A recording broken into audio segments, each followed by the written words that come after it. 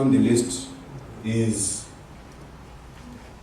our wise and elder in the business, Professor Maravi, who is a full professor in the Department of Sociology at the University of Zimbabwe. He is going to speak on African universities and their place in the quest for an African Renaissance. Over to you, Prof. Maravi.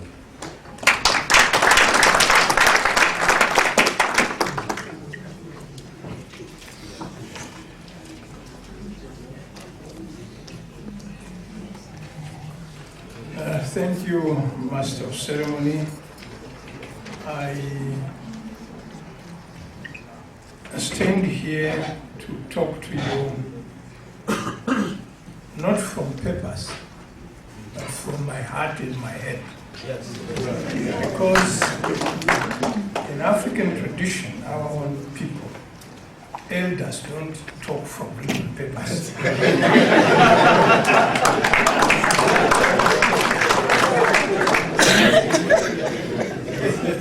But because you do that, maybe I will, from time to time, look at some papers.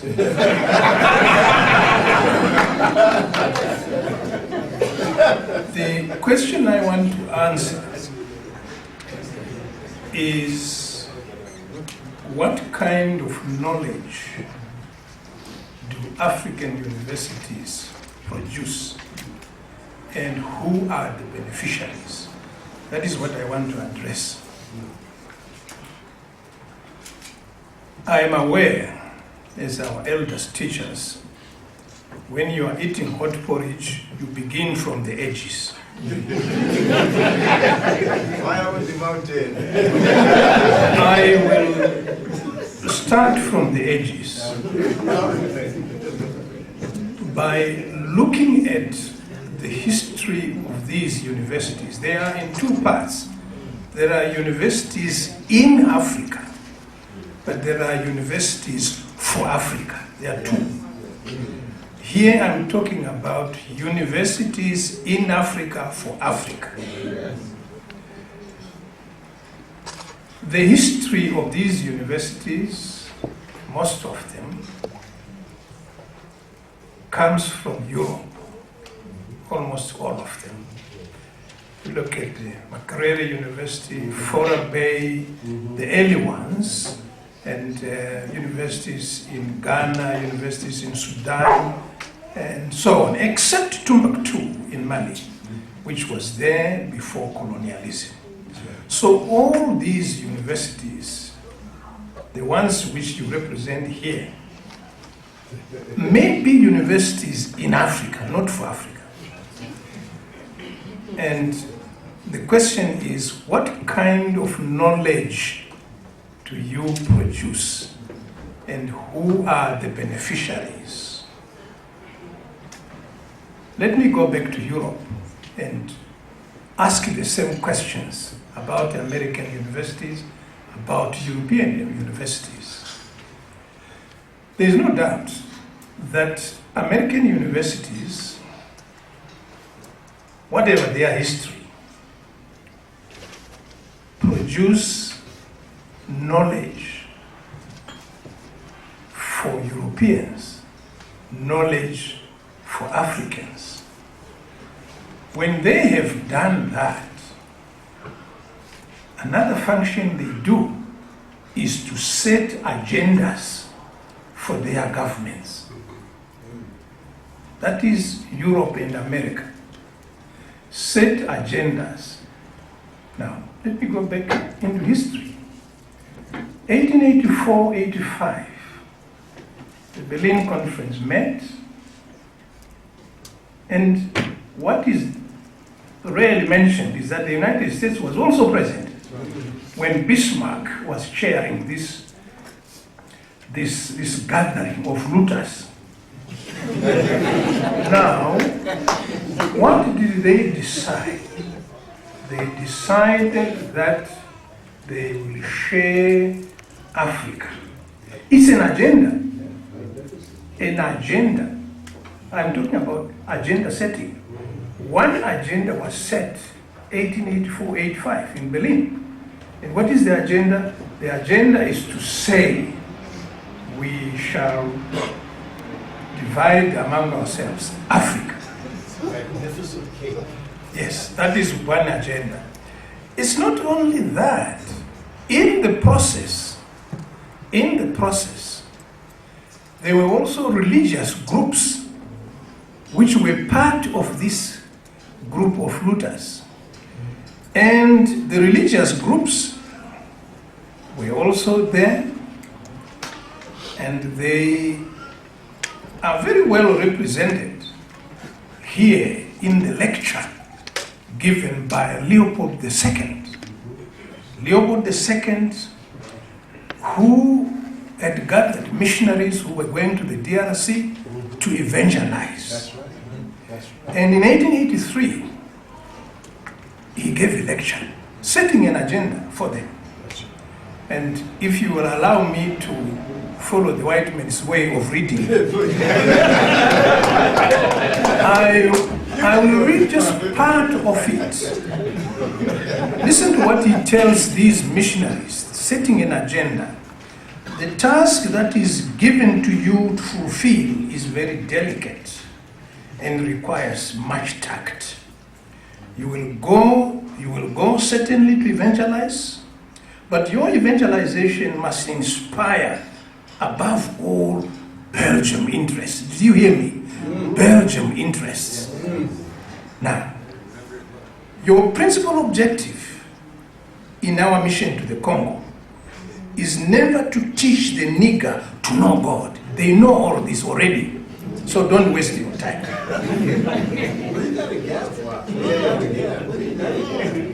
Your essential role is to facilitate the task of Belgium administrators, which means you will go there to interpret the gospel in the way it will be best to protect your interests in that part of the world. So, you have to keep watch in disinteresting the natives from the richness that is plenty in their ground. Agenda setting. And the story goes on, you will read it for yourselves. Now, the children have to learn to obey the white missionary. Don't teach them to reason, teach them to read.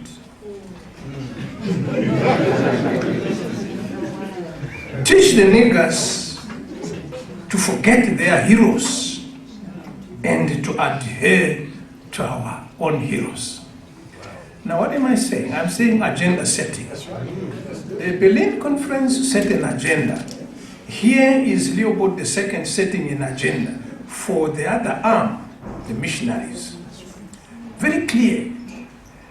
Question to you is, they have not departed from that agenda up to this day. Don't forget, my question is, what kind of knowledge do African universities produce? And my answer is that one of the knowledge, the aspects of knowledge African universities must produce is to understand these historical background. That is the task of universities in Africa. Do you understand the background to the problems that Africa has? This is one of the backgrounds. Let me go to the United States. Professor Asante will agree with me. 1949, to be precise, January 20. And I was 10 years then. Harry Truman, becoming the American president. Listen to what he says. We must embark on a bold new program for making the benefits of our scientific advances and industrial progress available for the improvement and growth of, listen to the word, underdeveloped areas. That's Truman. On that day, 2 billion people became underdeveloped. Setting an agenda. and we became underdeveloped. And up to this day in our universities, I see lecturers and professors worrying about underdevelopment. Underdevelopment. And I've been teaching rural development, and it has worried me to say, now what are we talking about? Are we underdeveloped? Maybe you will answer that. That is the United States. Nearer home, 1888, I'm setting agendas. There was a white man called Cecil John Rhodes. He came here from Cape Town and had a meeting with King Lobengula. And what did he do? He tricked King Lobengula to lose his assets in an agreement which is purported to have signed. You will read this for yourselves. But the message here is, the agenda was set for the British by Cecil John Rhodes from Cape to Cairo. That's right. Making that part of the British Empire, Cape to Cairo. And he tricked King Lobengula in what he called signing the Rad concession. And when you look at the original document, there is no signature, there is a cross. Whether a cross is a signature, I don't know. So here King Lobengula lost out. And my question is, has that trickery ended? Has it ended? Because we may say King Lobengula was not well versed in white men's thinking. Of course, he sent 2 emissaries to the Queen to say, bring me that document, I want to see it. And the document was never brought to King Lobengula. When it was brought, he says, where are my words? Show me what I said.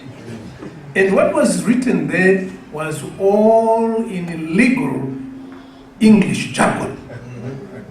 And King Lobengula said, these are not my words. I didn't say that. So the agenda was set by Cecil John Rhodes for the problems which this country, Zimbabwe, had, Central Africa had, South Africa had. My question, don't forget, what knowledge are we producing in African universities?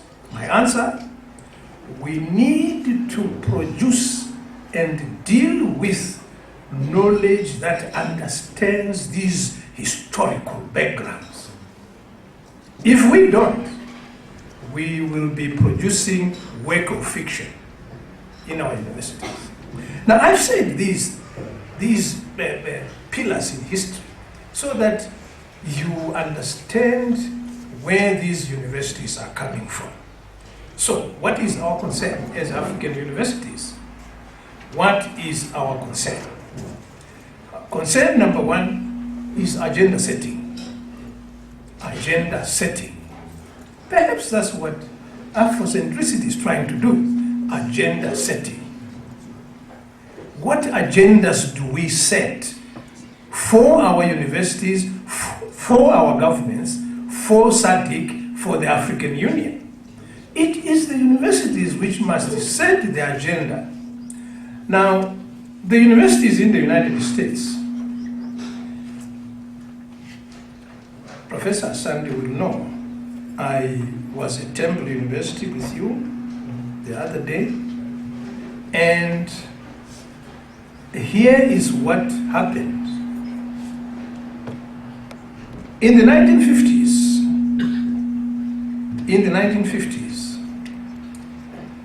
with the generous support of the United States government and private foundations, a new generation of young political scientists, economists, sociologists, psychologists, and so on, was established in the 1950s. They were funded by the American government, funded by private concerns. To do what? To study the modernization of the little researched third world areas. The agenda by the United States. Here is your agenda. Study the modernization of third world countries. How do we modernize? You hear the word, modernize. Third world countries. An agenda set by the, and they gave tasks to some of the prominent universities. Princeton University, Professor Asante, was given that task with all the publications, the journals. Is it still there, Princeton University? It had that agenda, studying the media, studying all sorts of things about the third world. And I can tell you, they have not given up that agenda. Harvard, Yale, Cornell, all these universities were given tasks to study the third world countries.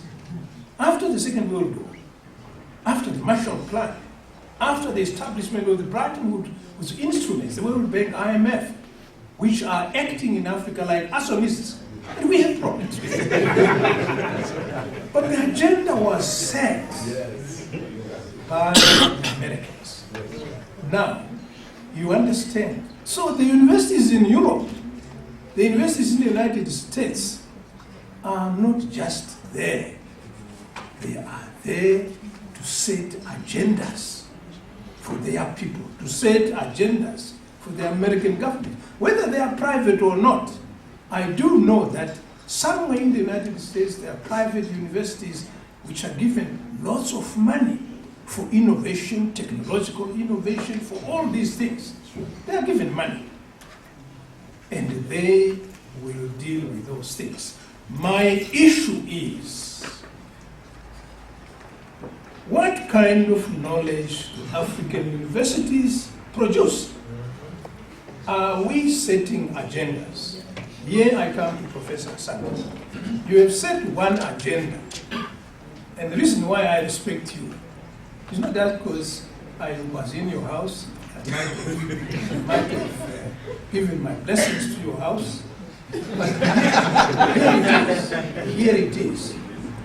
You are right when you say, when we are setting African agendas, we must place African ideals at the center of any analysis that involves African culture and African behavior.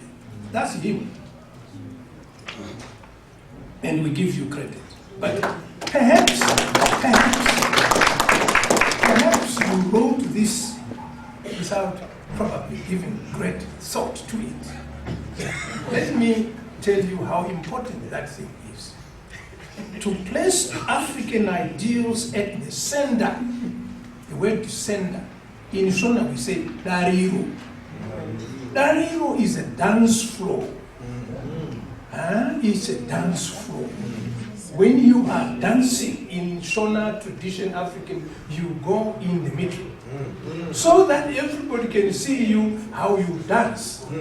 But as Chinua Achebe taught us, it doesn't matter how stylish your legs may make in the air. They must always remember to step on the ground.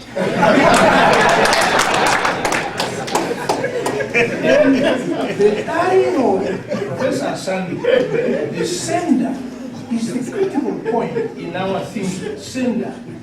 And the two other words which you use, which African universities must analyze, ideals, the African worldview.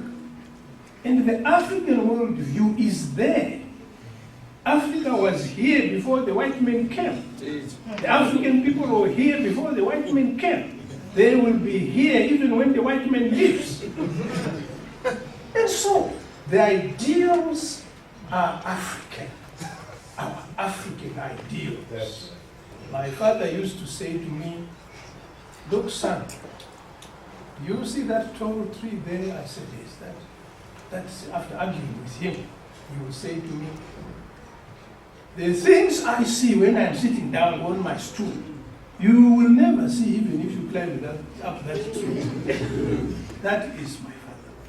Now, African universities must get their ideals from the people, unfortunately, who are not even here. You don't even know that the professors are in the villages. Yeah. The doctors are in the villages. Our scientists are in the villages. And that is one assignment for African universities. Don't fool yourselves by staying in universities, giving yourselves doctorates and professorships and so on. The professors are in the village.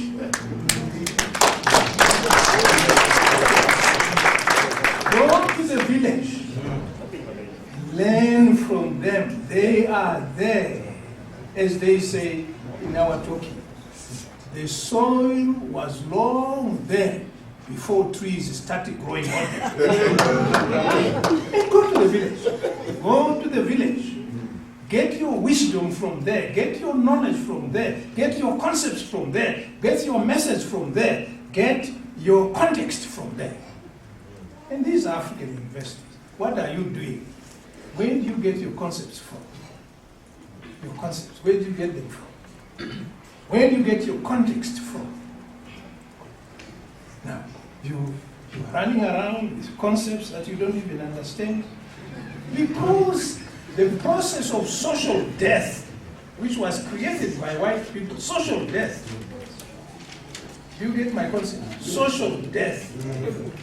When you've lost a language, when you've lost your culture, when you've lost your names, when you've, like my sister was saying, you now have social death. And that is what we're trying to prevent to happen.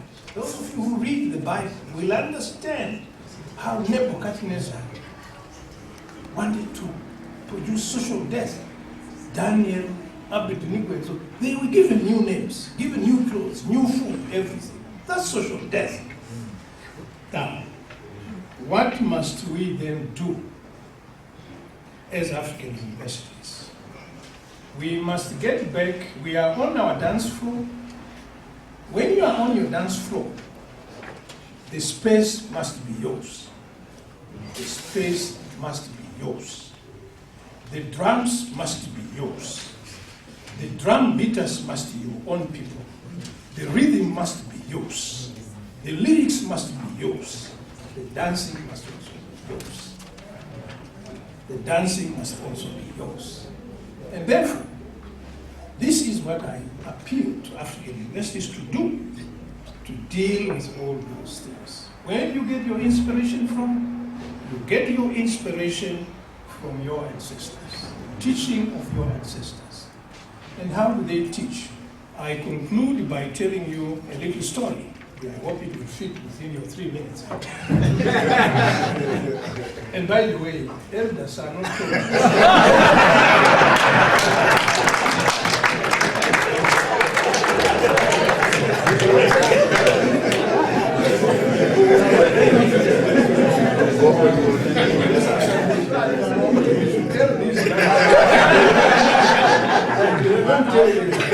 Stop to anyway, here is a story with a moral message. Now, the Hare family wanted to have a ceremony to thank their ancestors for the good life. And therefore, they brewed beer, prepared meat, and so on for the big day. As what the tradition demands, you also must invite your neighbors. Because if your neighbors are hungry, your chickens are never safe. So, they had invited the baboons and their families to come to this Thanksgiving ceremony. Now, a night before, the hare set alight the grass around the compound, apparently to chase away any snakes that might disturb them. But that was not the point. The baboons came the following morning, and they were given the taste of the meat, the taste of the food. Oh, they were very excited. You can picture them. But here is the statement. The hare said, in our tradition, when we are having such ceremonies, we first wash our hands. So go to the river, wash your hands, come back. As you can guess, the baboons went, washed their hands. When they came back, they walked through the burnt patch. And what happened to their hands? They were dead, the hands were dead once more. So the hare inspector said, no, go back, you are not clean yet. And the whole day, the baboons were moving up and down. The party was going on, and they ate nothing, as you can see. But that was not the end of the story. 3-4 months later, the baboon also decided to honor their own ancestors. And they invited the hare too to the party. And what happened? Beer was there, the meat was there. And when the hare came, they said, in our tradition, when we have such kind of ceremonies, we go up the tree. So all the pots of beer, the meat, went up the tree. You know what happened? The hare and his family was there at the bottom of the tree, watching the baboons eating. And when I was telling my grandchildren this story, you know, so one of them was 5 years. Uncle, did one of the baboons not fall from the tree? Or did they not urinate on the hare? I say, when you deal with others, other people, you must tell them, in our tradition, this is what we do. I think.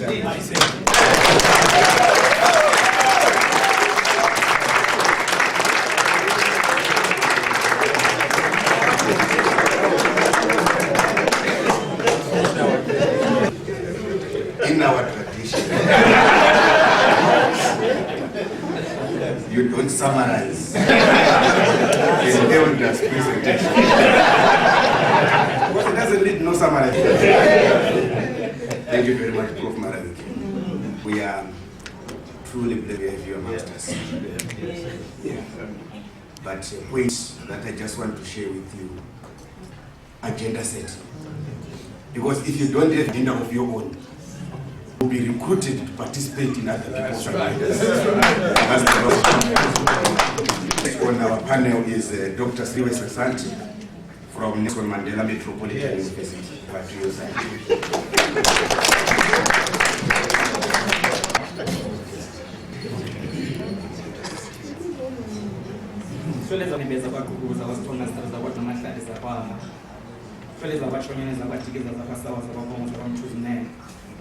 Toleza simachoni zakwachiwo zakwakauka zakwakwalukhulu zakwafotomani toleza kwamanzi amachonye notikizo sawongo mzimene toleza ngazangulo mtotomanja nosobe songa nongomenitola toleza sesithathini omdebe uchesana ukhophoyi toleza ngeke soma ngosinza kwathiwosha kwathikeba nokwazika umuntu womlamo toleza amantakonde sewushiphiwe nomngilongo bengcoko mazungu azitshala omaqabakadliwa edliwa sibhobho enxa yomlilo komthetha bongo bengcoko amasithetha.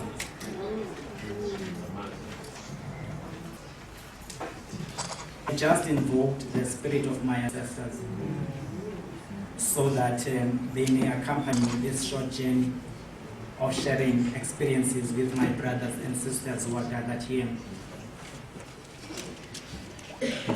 The ancestors intervened a few minutes ago when Dr. Mazama was addressing, and you see they don't want to use microphones. They need to speak directly, that's why the microphones are collapsing. The ancestors are older than microphones. And so Dr. Mazama, as she was standing here, invited me to raise the praises that were on the board.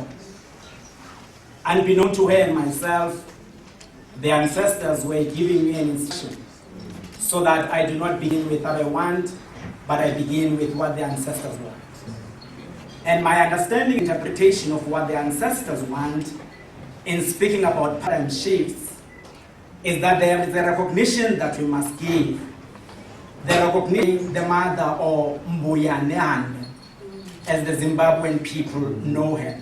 Mbuya Neanda is that woman on the Zimbabwean soil who worked against the invading and aggressive British invaders. And they had captured Mbuya Neanda. She smiled, she laughed, and she danced before they cut off her head. She smiled, she danced, and she sang. Because in Mbuya Neanda's world, death is not the end. Death is the beginning. Death is not defeat. Death is victory.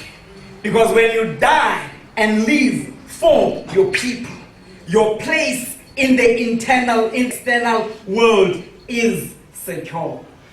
And so Mbuya Neanda joined the world of the ancestors as a shiro, not a hero. Because women are not the appendages of men. Women are women in their own right. That is the teaching of our ancestors. And so those who thought that knew better, they came and told us that according to the gospel of Paul, it is God on top, and there is men here, and then it is women on the bottom. But those of Africa know that we swear in our mothers and our daughters' names and our aunts' names, because you dare not swear falsely in the name of your aunt, in the name of your mother, in the name of your grandmother, because women in African culture are sacred.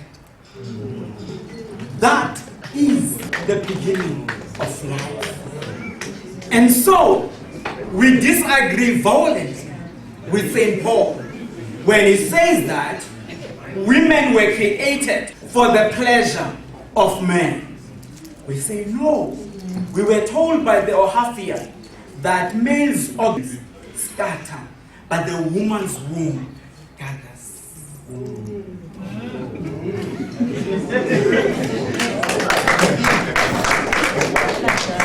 And so, when Sister Amamazama was speaking and invited me to sing the praises of Neanda, I understood my ancestors to be telling me that we must begin to speak a different language. Because you see, we need not anymore, and we should not answer to the question, who is an African? We must answer and raise the question, what is African? Because anyone and everyone, when it suits them, claim that they are Africans. Yes. They do. But when you present them with what is African, they treat it with contempt. And so, we will not join in the bandwagon of asking who is an African, but what is African? Because when we do so, we are going to begin to set the agenda of shifting the paradigm, speaking about the values and the concepts, Professor, that are African. Begin to say that. We know that Ya Asantewa in Ghana, where Brother Bafo Ankoma is coming from, when he was looking at these African men who were trembling and shaking in their boots in front of the British colonizers, she said to them, in the days when men were men, in the days when men were men, no British invader would dare insult the Ashanti.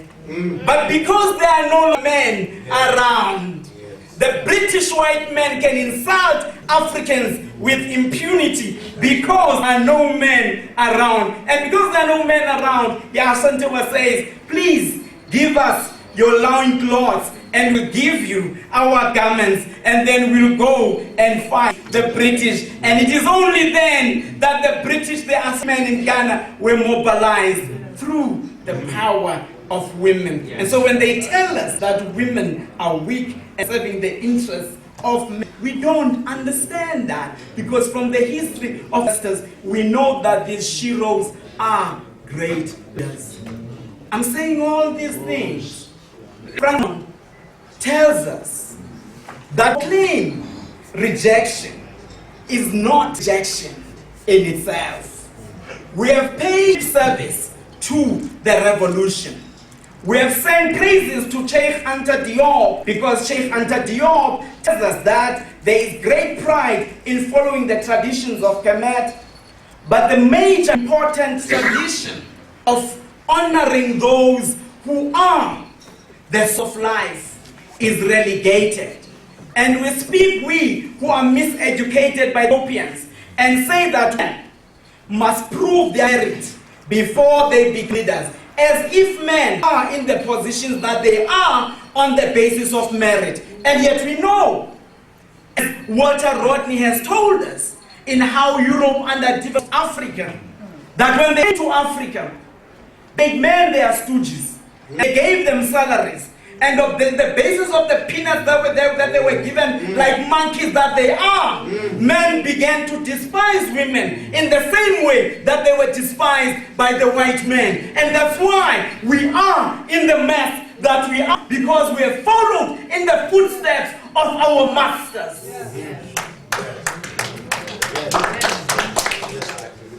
And so when we begin to speak about shifting the paradigms of privilege, this is what we must begin to confront. Good morning, everyone. Yes. I did it since I arrived because I had to speak what I understood the ancestors to be saying in case I forget. Because sometimes when we are moved by our own, sometimes we love the sound of our voices so much, Sister Amamasa, and we forget what we're supposed to be saying. When the drum beats, we don't look at those who are dancing, we look at our own dance and rhythm. But here we are. Is the point that I want to make as I'm going to be sitting down. I'm coming from South Africa. Yes. I'm coming from that where my brother from Mozambique was burnt, and he was on his falls. And he was burnt alive by my own South African people. I come from that land. I come from that land where the African people have been subjected to horrors unimaginable by their own fellow African people. From there I come. And I stand up here without looking down, but standing up straight, because at a point in time I understood that this was to come. It was inevitable. When I was coming from South Africa to Botswana, in Gaborone, I had a name for the first time, and this name was Kwerek. I saw understand amongst those went, and they told me that it was referring to the people of Zimbabwe, and I asked why.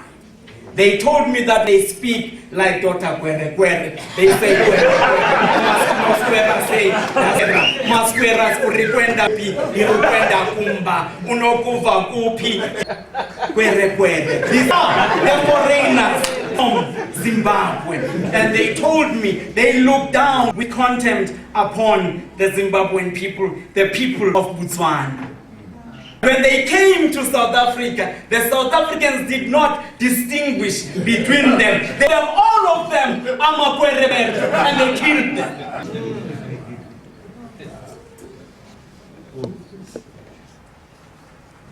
Professor Kwesikwa Pratt tells us that at a particular point in time, it happened in Ghana, that the Ghanaians chased the Nigerian people out of their country, out.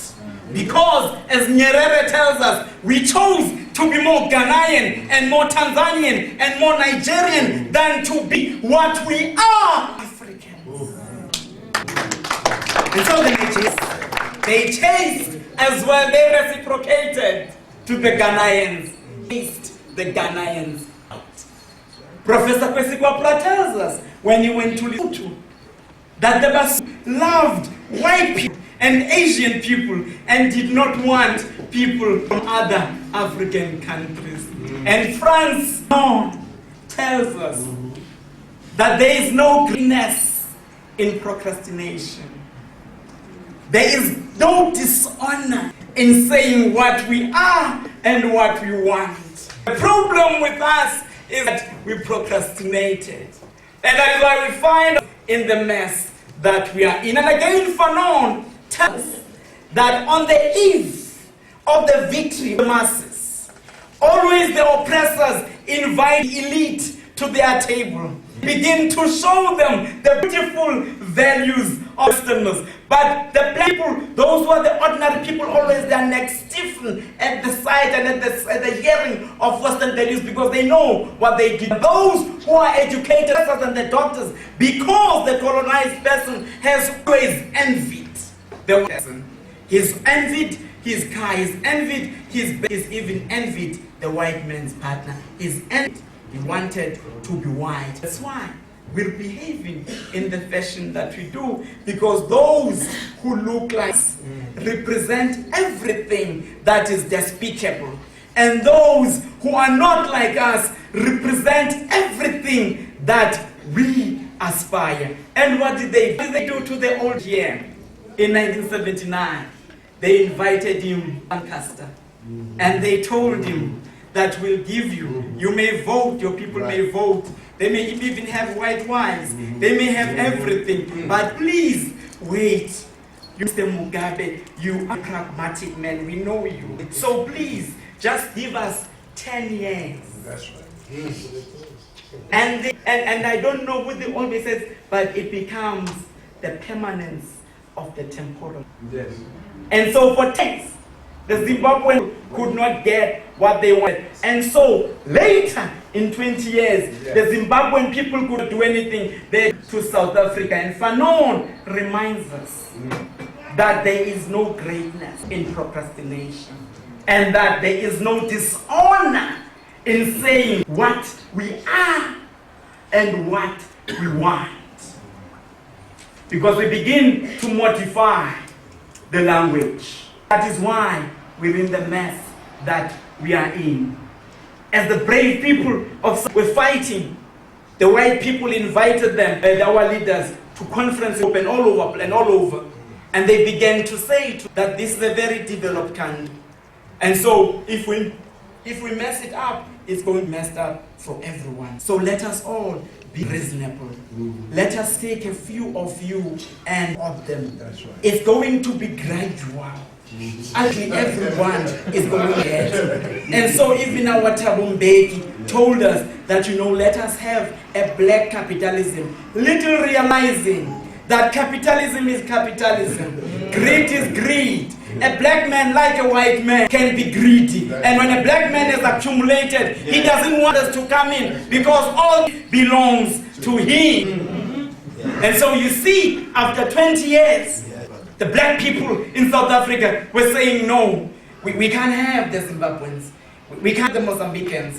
This part is too small. There is no greatness in procrastination. There is no dishonor in saying what we are and what we want.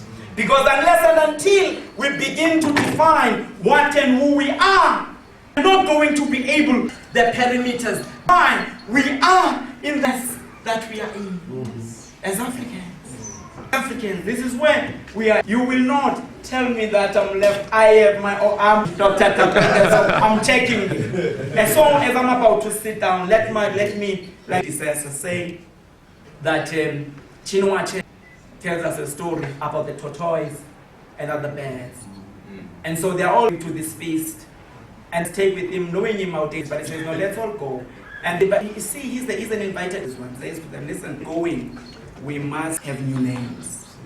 I'm the Prince of what? And me, all. And when they arrive there, the guests, they say, no, but who's this food? This food is all of you. And he says, this food for all of you. And you see, that is the problem when everyone African. No one's an African. We're not able to define and who and what interests are, so that we can differentiate them from those who are not our friend. And the poet says, each moment, each minute a regret, ending at all times, losing all the way. African child, black child, lovely child. Your existence is not by mere chance. Time was taken to this world. You were made for love. You were made for do not surrender, African child, when you find your efforts progress. For even those you look up to may make your shoulders for interest in this world. African child, black child, lovely child.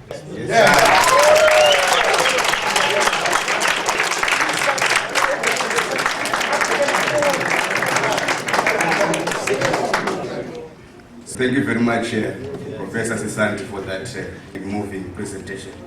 This makes the task all the more difficult for Dr. Magosho. I believe in my sisters, I believe in my aunts, I believe in my mothers. Over to you, Dr. Magosho.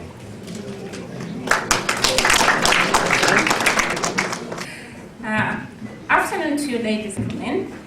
Like brother has said, the task is not going to be any easier for me, but I stay with pride, great pride, that I am my Magoshongwe.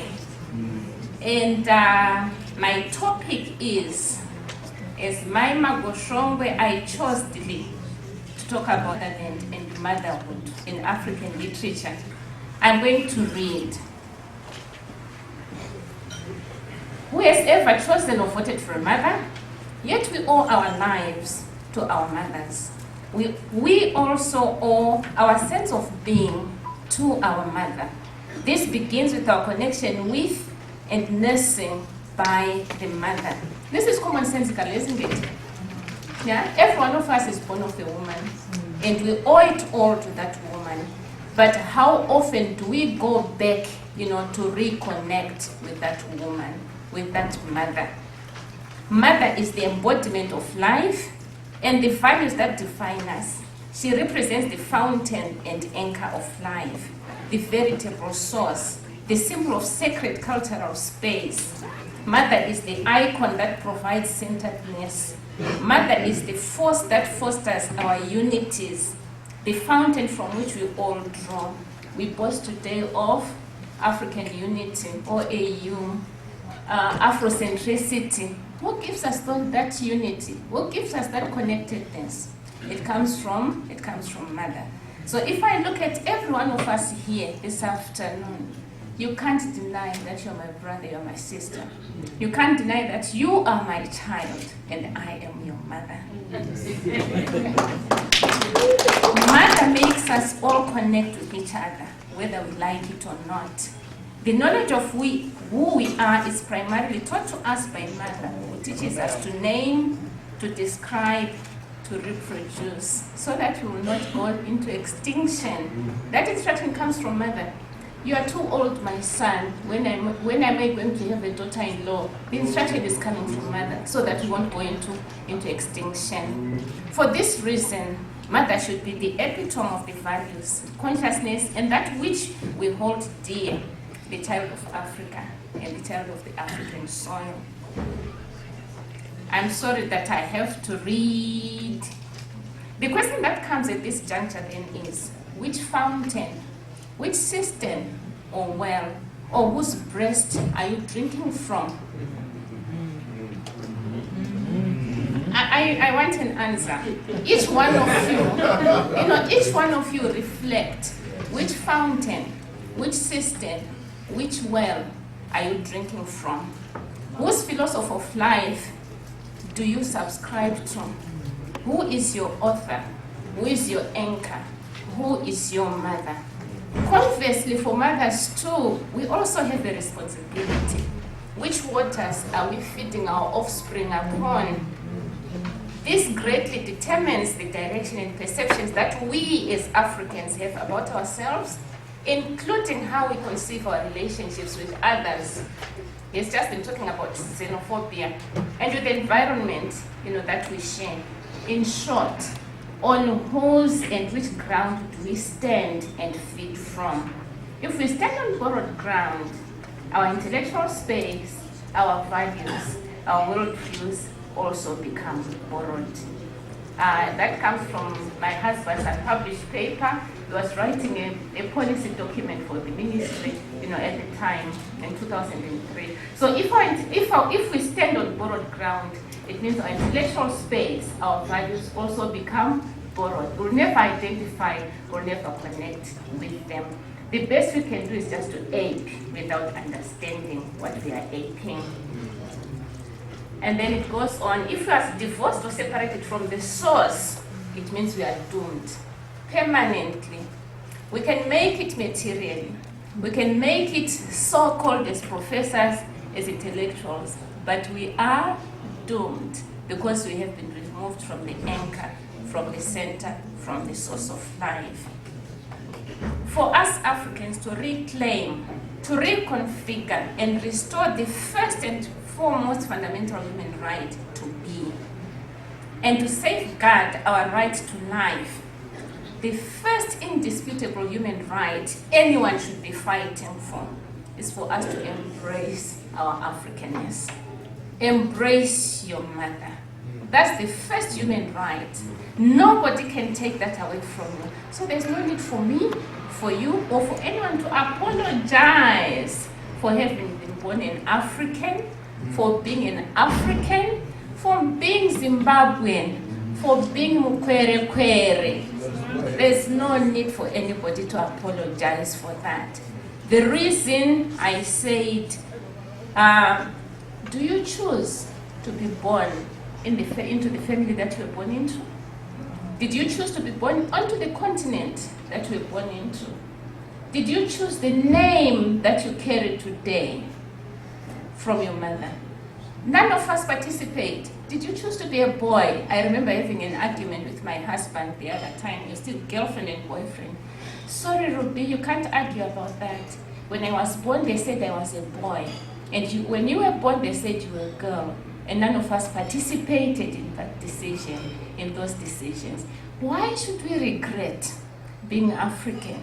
Why should we regret being an African woman or an African man? That is part of our problem. We are slowly moving ourselves from the source of life, disconnecting ourselves from our mother. Is mother ashamed or embarrassed to call you her son or her daughter or, her child? Those are questions that we need, to reflect upon as we look at our mothers, as we look at our motherland, as even we look at ourselves as mothers in the philosophical and in the cultural sense.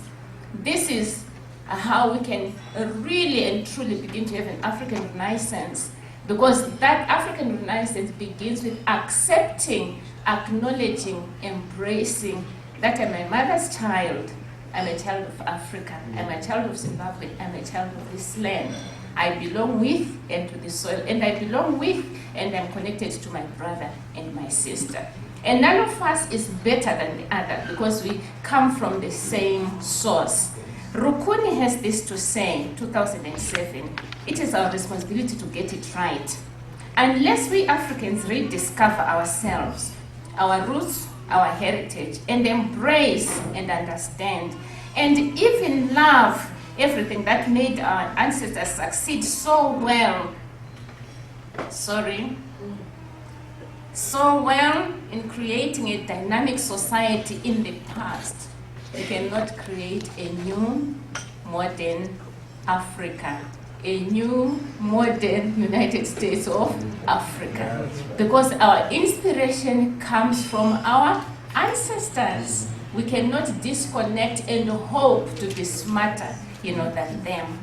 The motherland we stand on today is our God-given space, and we should never apologize for it. Do we have to apologize for having been born Africans? I reiterate, people do not partake in such decisions and never will. How much choice do we have on such matters? Yet, without ownership and access to the land on which these tenets and maxims play out, we miss the privilege to self-name and self-describe our own experiences in our own terms, in our own languages, including our desirable and desired sustainable futures for ourselves and for our children.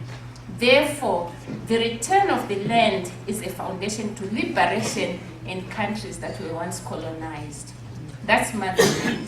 The return of Zimbabwe to Zimbabweans is a fundamental human right that we should not apologize for. And in this case, the process of liberating the land and its resources is intertwined with our defining our ultimate destiny, our ultimate identity. The African child, you need not apologize, like I have said. Of course, the international community has been very harsh, has been very critical, condemning land reform and indigenization programs that the country has undertaken. Why have these programs been undertaken? To give back, to reconnect the African child with mother, with the land, so that these values that we so much cherish can freely play out, that we can freely connect and freely self-name, work out for ourselves the future, the livelihoods that we so much desire. This is the best interest of the African people, believe you me. This is the starting point in reclaiming our first fundamental human right, our land, our ancestry, and its heritage. But it is not just about taking and drawing from it, like we do with our mothers who nurture and nourish us. We have to give back. There is this element of reciprocity, motherhood and motherland. Mothers suckles, mothers nurture, but you also have to give back. And it's time for the African child, the African son, the African daughter to plow back and give back to the mother. Denigrating the mother is not going to help the situation in any way. The turnaround that we so much desire begins with how much value I attach to the mother, the value that I attach to my country, the value that I attach to the continent of Africa, and what I am prepared to invest as an individual to see Africa, to see my home, to see my mother flourish and blossom. Like Chinua Achebe, rightly says, mother is supreme. Neka, mother is supreme, and Pavitek also says the central ideas about what life is all about, that is their social philosophy, their worldview, and everything is grounded by the mother. And in the mother, Shona proverbs like Mwanandi Mai, a child is molded by the mother. Kusina mai akuyendwe. Where there is no mother, don't dare to tread. Or Mushamukadzi, the woman is the anchor of the home. Or further or better still, we have Munjgawe Mbereko, Wekumusha kwa mai, Ndio wakadi, Ndio wakasimba, or the mothers are strapping, what do you call it? I know, but how do we call it? How can I render it in English? Is the head that... Okay, that's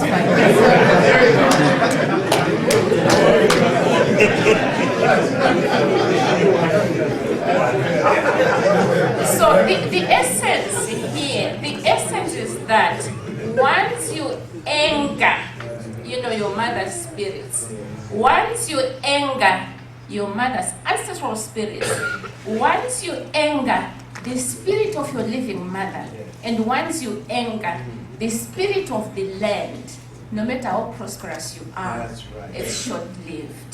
That's the long and short of it. Kutsika Ivre Zimbabwe, some singer sang, Shakapa Muneni. For you to be seated where you are, to be treading on this land, on these soils, you are my offspring. So it's time for you to give back. So that intertwined nature, we cannot revoke, whether we like it or not. It doesn't matter whether we are in the United States, we are in the Bahamas, we are in the Caribbean, we are in South Africa, we are all connected. And it's time for us to plow back and to give back. And denigration will never take us anywhere. We'll remain one. And then what makes Mother Supreme? if I can take you briefly, you know, to the mundane things that we do in the Shona, you know, Shona tradition. You know, we have said mother is the anchor of the home. We have what you call chikua. I don't know how to render it in English. Chikua. But it's a raised platform. It's a raised platform that we have in the kitchen. You know, it's a raised platform that we have in the kitchen. We place our clay pots there, our pots, our saucers, and everything. And when you want to give or libation to the ancestors, you ask for permission to go kuchikua. Permission from who? Kitchen in their mind. You know, that's how powerful. That's how authoritative, you know, mothers are. That's why it is important for us not to transgress, not to anger them, because nothing will go well with us. Again, chikua, you know, when we have our dead, you know, in state, we place them pachikua again. But you can't take your dead into the kitchen without my permission as your mother. If you do, that is sacrilege, and you pay. And you don't pay in monetary terms, you pay with a living beast. So that just explains in part how sacred, how powerful African women are. But we have been taught otherwise. You know, we are weak, we are appendages, we are oppressed, we are nonentities. You know, the list is endless.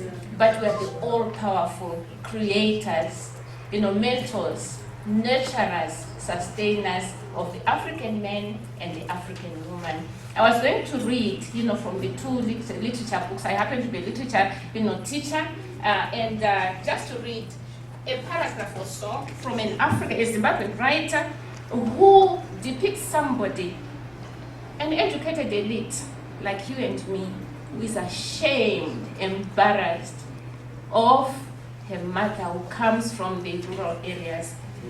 My mother's presence was my unmanageable origin.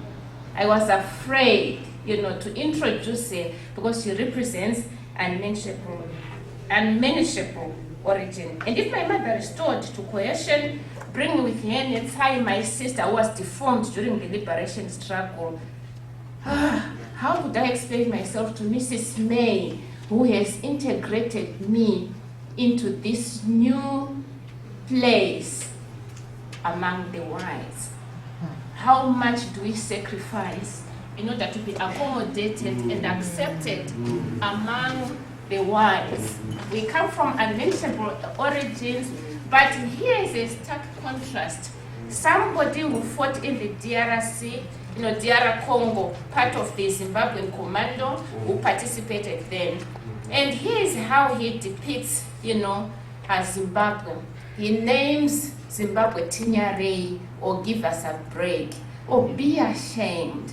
And this is what he says about him, about his mother, about Zimbabwe. The woman I'm missing now is a beautiful woman, an older woman aged in beauty, a beauty that hangs on even as age takes its toll, lingering on like a summer sunset, reluctant to go, a beauty digging in, making a last stand around the eyes, where her smile is still disarming. Those who have looked askance at the wisdom of falling in love with an older woman, I have always told them that it is a fine madness. And for those who have only heard and yet not seen, it remains madness until they see Tinyarei, my mother, Tinyarei, who has given me life. And there are also some, surprisingly black too. We have argued that beauty too superlative is too good for an African.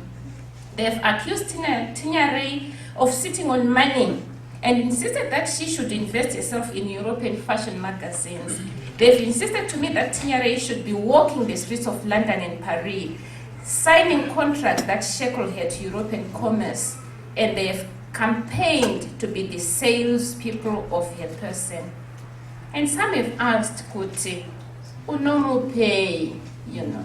So I think by those, you know, few citations from these literature books, Tinyarei, give us a break.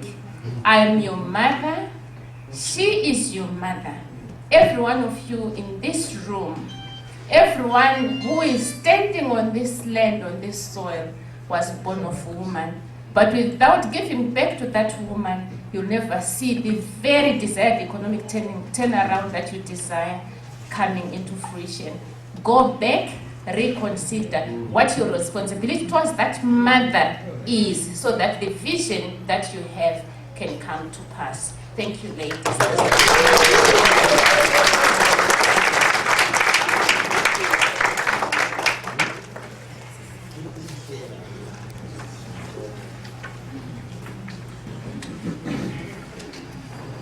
Well, it looks to me like it's all about centering.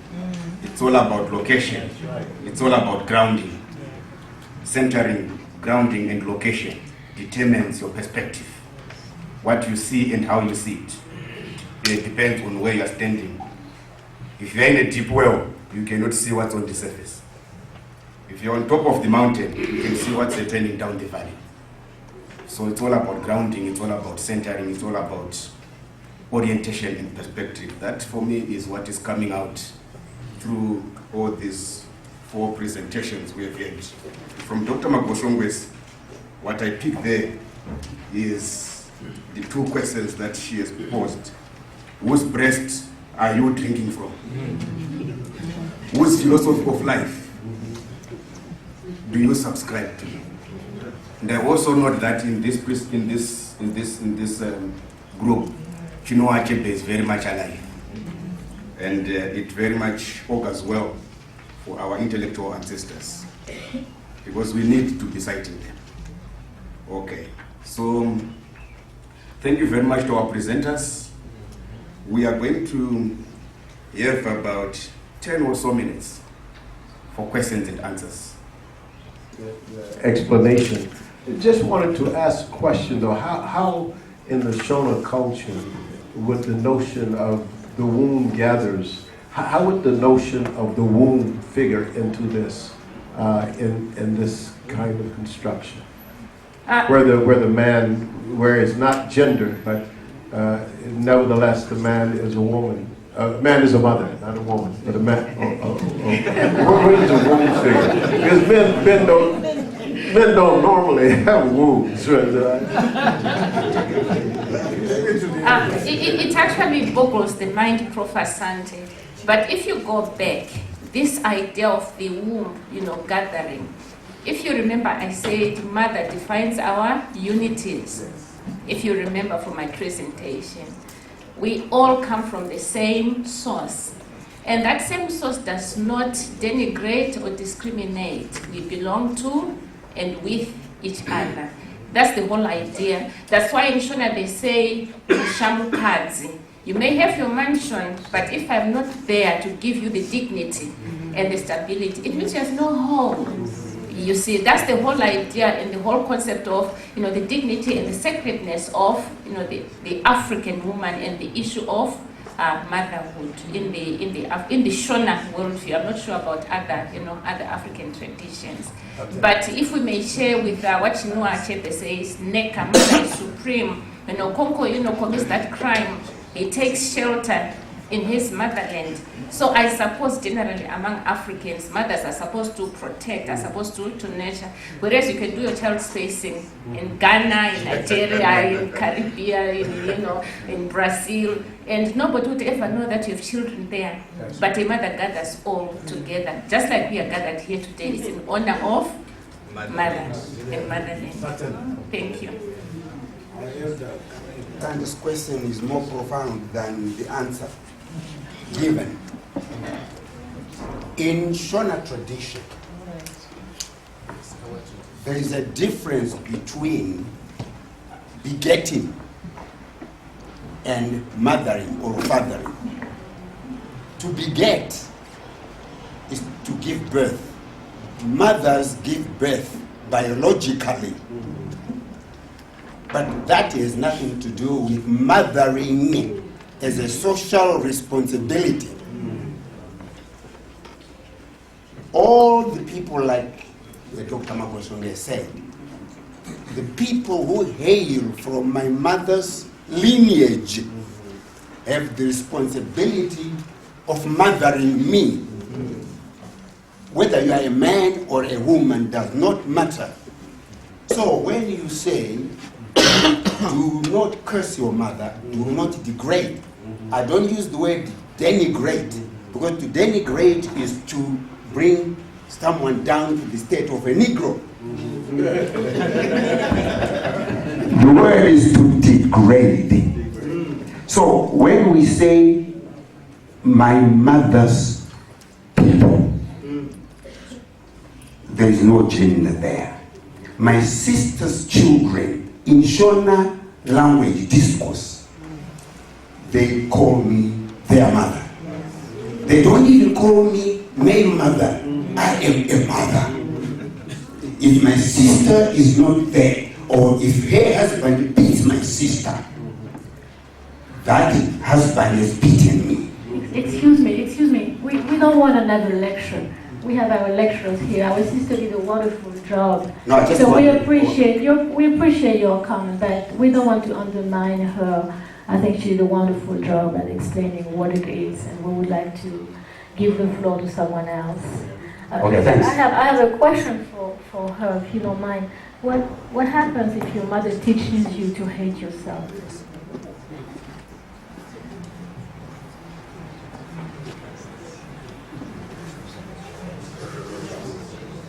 Remember, thank you for the question, Dr. Masa. The idea or the essence of self-hatred, if you go back to my presentation, which well are you drinking from? Which cistern? Which fountain? So in essence, your question plays out. Where has your mother been drinking from? Who has been, feeding her? And on what has she been fed on? That kind of thing. So we have this vicious circle. If we hate ourselves, there's no way by which our children, posterity, are going to have self-pride. Because they learn from us. So that's why I said I'm proud to be a mother. And it's not something that is shameful or embarrassing to be a mother, to a family. And not that I'm looking down upon those who are yet to be mothers. Dr. Chora has said, in our Shona culture, Shona tradition, our way of life, everyone is a mother because we are looking at social responsibilities. So it is very important what we feed our children upon. There was a recitation or recital on Nehanda. I remember somebody asking, but who is this witch? Who is this witch? Because that is how she is represented in white authored narratives. And that is the kind of tradition that is passed on to our children in schools. So that automatically takes us to what Prof. Mararike said earlier on in our tradition. So it is very important that our mothers, and beginning with us here, we respect our traditions as mothers, as role models to our children and to the students whom we teach, first and foremost, because they are going to pass on whatever we teach them. Thank you, Prof. Our emotions are stronger than facts. So Africa is progressing in leaps and bounds, and we may not feel that way because we are captured in it. But when you look at the statistics over the last 20 years, Africa has gone very far, politically, economically, etc. But here is why, therefore, I thought it's important to have a theory. I developed this for my PhD students when I realized I was actually an Afro-pessimist myself because I wasn't really looking at the statistics and relying too much on my emotions. And if you're as old as I am, emotions are even stronger than facts. So,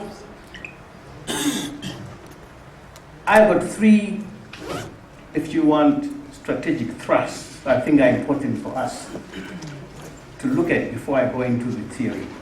One is we Africans have to redefine what we mean by poverty. Number two, we have to also redefine what we mean by regional integration or Pan-Africanism. And then I want to tell you my evolutional theory. Next slide, please. I see. Thank you so much for helping. Just press the down button. Yeah. So, redefining poverty. You see, because we have been schooled by the World Bank and the UN system to define poverty in material terms. But in reality, material poverty is the shallowest level of poverty. There are deeper levels of poverty. Material poverty is none other than relying on things that you don't produce, okay, and then producing things that you don't rely on. This is what has happened to us Africans over a space of 100 years. And then you start depreciating your own asset base. One more. Intellectual poverty is a deeper level of poverty. And intellectual poverty is when you don't rely on your own knowledge and you rely on somebody else's knowledge system. That's a deeper level of poverty because, once again, our educational system and our use of politics and religion gets us to continue to rely on other people's knowledge, when in actual fact we have much more sophisticated forms of knowledge. Then lastly is spiritual poverty.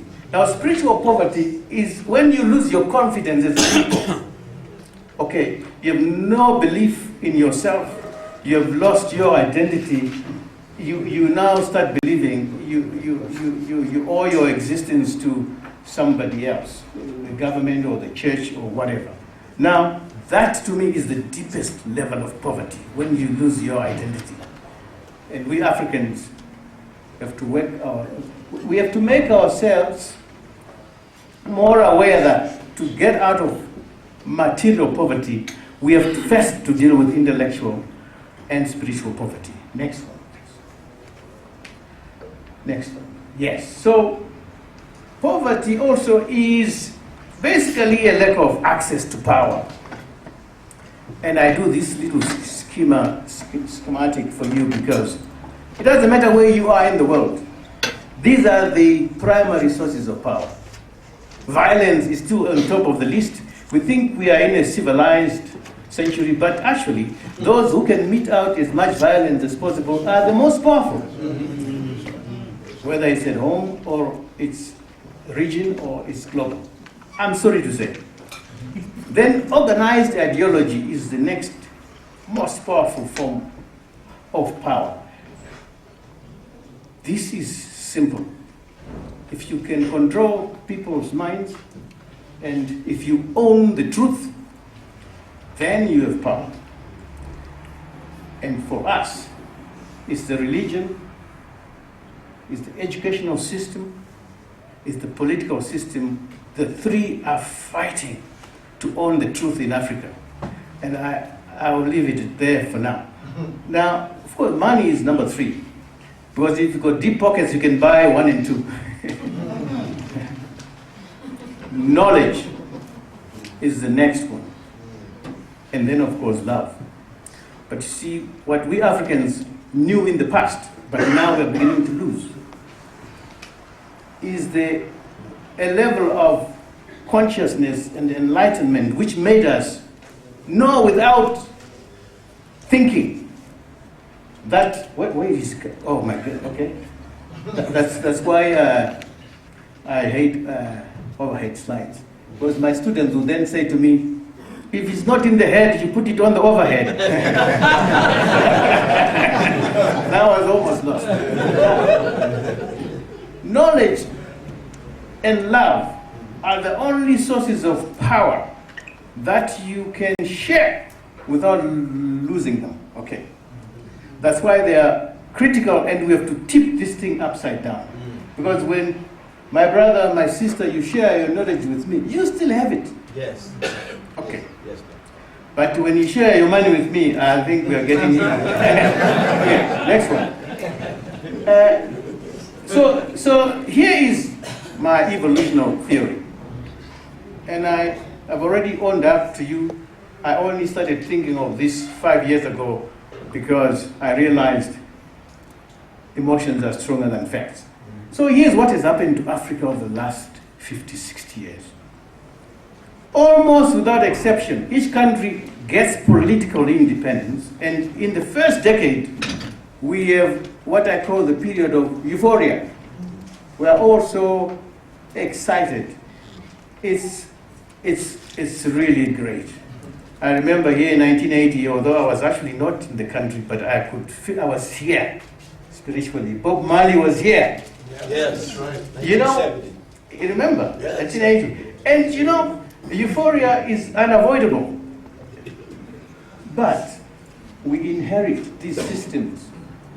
We think it's only about taking out the colonials and bringing in our brothers and sisters. But you are inheriting a system you didn't create. It doesn't take time after a decade or so to enter what I call the phase of disillusionment. Serious disillusionment. Once again, I don't have to, we know this, I'm just giving you the summary of my theory. But in that phase of disillusionment, we argue against each other, we fight, we think it's really about, we got the wrong people in power, let's take them out, either by the gun or whatever. But it doesn't matter who else comes in. It doesn't help. That's what triggers the next phase, what I'm calling phase of realism. That's when we Africans begin to talk to each other like brothers and sisters as home and say, listen, this thing is not going to go away. Getting aid from everywhere is not going to solve our problem. We need to face this thing ourselves and create an Africa that we live in. By the time we get out of that period, and to me, 1994 to 2000 was a serious period for most countries. Like I said, this is a general theory. So of course, from north to south countries are moving in and out of that. And you know, for instance, we in Zimbabwe are deep in the period of realism, and we are coming out into the Renaissance. Our friends in South Africa are now going into the disillusionment phase, and they will eventually get there. But they will move faster than Zimbabwe. Next slide. So, here are the principles, in my opinion, of crafting an African Renaissance. The first principle is people. Development is about people. It doesn't matter how many university degrees you have. It's not infrastructure. It's not technology. Those help. But ultimately, it's the software up here. People are the primary basis of any development strategy. Okay, helping people to help themselves. Culture is a deep one because I remember when I was a small boy myself, what I learned from my parents, which unfortunately I've not been able to teach my children as effectively. I'm really ashamed of myself as a parent. The culture of hard work was part of African culture. There was no talk about, child labor, blah, blah. You had to work. And to know that is part of being a human being. You work. Okay. Self-reliance was a deep one. All the way through. Today we are so dependent. We are actually proud of begging. It was not acceptable. In my village, if you were a mother or father, you could not feed your family, they'll ask you to go somewhere else. Stewardship, collective responsibility, and belief in wisdom. Okay, because this is knowledge that you have from your ancestors. That's what wisdom is. You don't need to go to university. So with this kind of stuff, there's no poverty. I always tell people, that's why when the UN and the World Bank say poverty reduction strategies, it's not for Africans. We don't want a poverty reduction strategy. We want a wealth creating strategy. I did not know I was poor myself until I was at university. And I got there and somebody said to me, oh, you're from the village. Oh, I feel sorry, you must be poor. But when I was growing up, I didn't want to be the son of the richest man in the village. It didn't matter. I was rich. We want a society. This is the foundation. What made Africa great before? It was strong families and strong communities. It was not strong governments. Now we have weak families and weak communities. We have, in my own family, we argue about orphans. I die, my brother says, I can't look after his children because I already have 3, and it's. Our ancestors looked after orphans as their own, and they were much poorer than we are. So what has changed is not the material condition. What has changed is actually the primary value system. We're changing. The primary value system that our ancestors created was you love your own because you have no choice. That's right. You love them. It's your blood. It's actually you. That's right. Now it has changed to you just become a good Samaritan when it suits you. That's the new system. It's not going to work, I'm sorry to say. So now we got orphans all over the place on the continent, destitute orphans. And it doesn't matter whether Madonna comes and fetches 1 or 2, it's not going to solve our problem. Social capital and economic capital for Africans is the same thing. You don't create social capital this way and economic capital that way. It doesn't happen. When you create strong family, community, societal assets to manage relationships, collective responsibility and accountability, those are the same assets that allow accountable businesses to happen. Next slide, please. So, my son did that one for me, as he's an artist. So I said, I want to show people why we need courage to think fresh about Africa. He did that one for me. Anyway, next slide. Here's what we need to do. I already said development is about people. Next one. Helping people to help themselves. You can press quite a few buttons now. Helping build their own capacity to learn, to innovate, to co-create. Knowledge is only at the point of action. You don't teach people knowledge. It's information. Knowledge only exists when somebody is taking a decision and taking action. It's information in action. So knowledge is never transferred. It can only be co-created through interplay between what I already know and what is coming to me. So our educational system is in the wrong track on that one. So it's about building capacity for people to borrow intelligently, because Africans, we're only now beginning to borrow intelligently.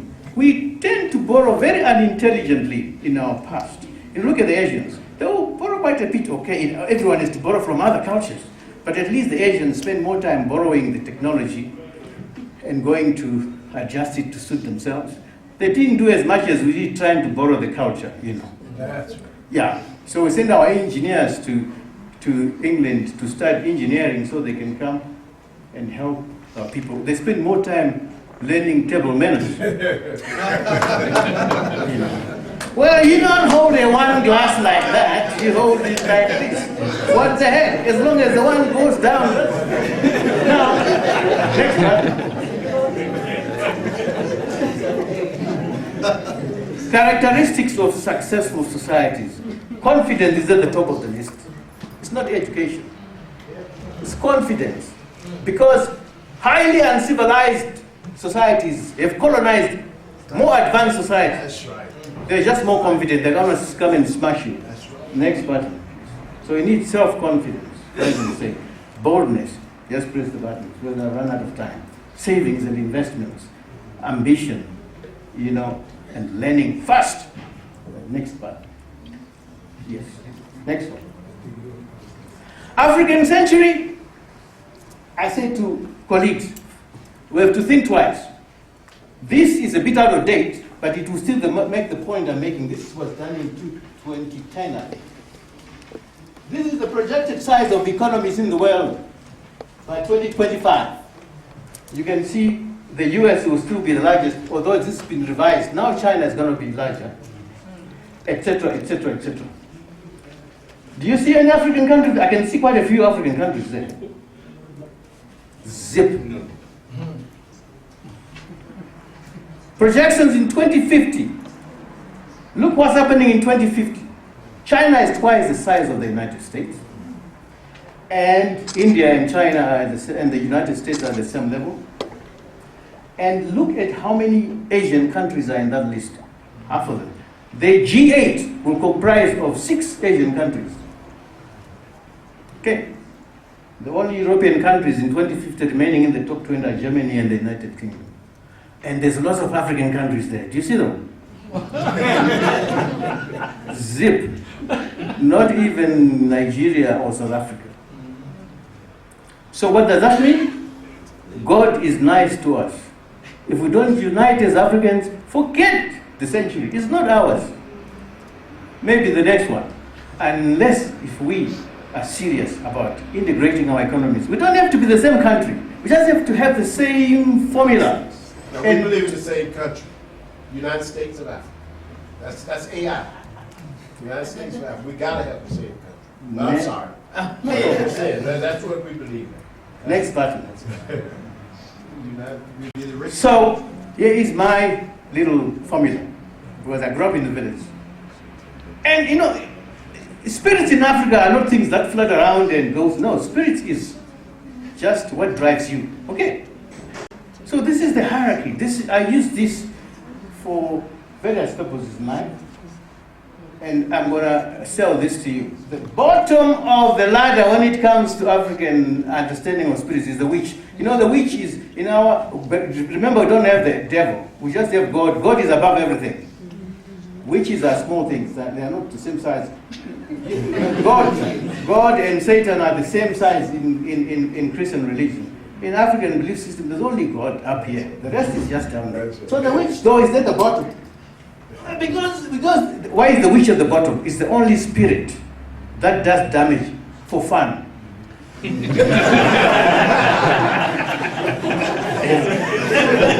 Now, the avenging spirit, at least you wrong somebody first, and then there's an avenging spirit. Okay. And Africans are very forgiving. You can step on one, they will actually apologize for having their foot in the wrong place. And then you step on them again, and then when you step the third time, then they say to the brother, "Did you see what you just did to me?" And then they smile. That's the avenging spirit. The war spirit is the next one.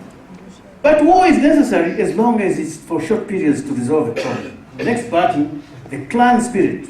That is where most of our ancestral spirit beliefs are, because you're protecting your own. The wandering spirit is the innovative one. And the divination spirit are the people who can see far and allow people to see far. The hunter spirit brings everything home so that we can survive. And then the rainmaker, just by being present, makes things believable and happen. And we have the creator right at the top of the list. Next button, please. Now you see this hierarchy. It's important to have all that hierarchy of spirit everywhere. It's always there. So the way you manage this lot is, I think, you need to move forward. Next button. Never mind. Just stay there. Let me just finish my point about managing this stuff. Every one of those spirits exists in all of us and in everything that there is. That's how the Creator created. It's about managing the spirits. So in my village, you don't kill the witches. Did you kill them in yours? No. You just manage them. It's not about killing them. You manage them. You don't. If you're going to do your stuff, you don't do it here. You do it very far. Then you even become an asset to your people. Manage them. And then it's the negative ones that you the positive ones you enhance. I used to still, when I was in the US launching my book 5 years ago, I applied this to a group of youngsters. And then identify the 3 most dominant spirits that are affecting your family or your bank or your company. And I won't give you the results today because I've run out of time. But anyway, next button. Occlusion. Go back, thank you. Modernize Africa, don't westernize it or easternize it. That's my primary message. Modernize, don't westernize. No, easternize for that matter, because answers lie within us. The only truth that matters is one that you discover for yourself. There's no one, no culture, no religion that is monopoly of the truth. We Africans have to discover it for ourselves. That's what creates value. When we Africans brand ourselves at that level, when we Africans stop trying to be Europeans or Chinese, because you will never beat them at being Chinese or at being American. We'll beat them any day at being African. So you can read all that in my book. I understand Prof. Ruby was already advertising my books today. Being African, and the other one, Leading Africa, and a few others. Thank you very much. Thank you.